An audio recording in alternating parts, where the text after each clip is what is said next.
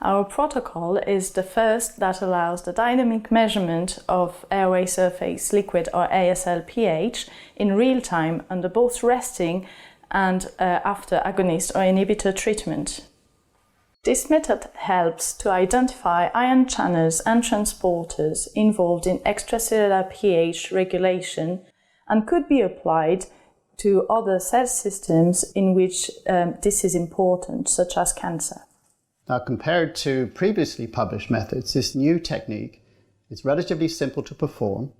It doesn't require specialized equipment and can make ASL pH measurements simultaneously in multiple cultures under air-liquid interface or thin film conditions.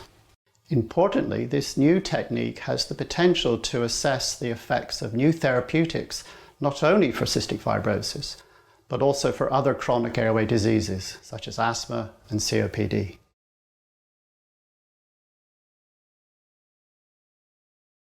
After at least 28 days of culture, wash the apical surface of a human airway epithelial cell culture with 150 microliters of bicarbonate-containing Krebs buffer solution for 20 minutes in the cell culture incubator.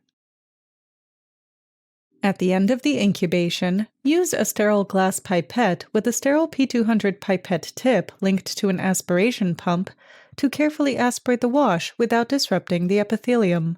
There should be as little liquid remaining on the apical surface as possible to restore the air-liquid interface. Then return the cells to the cell culture incubator for 30 minutes.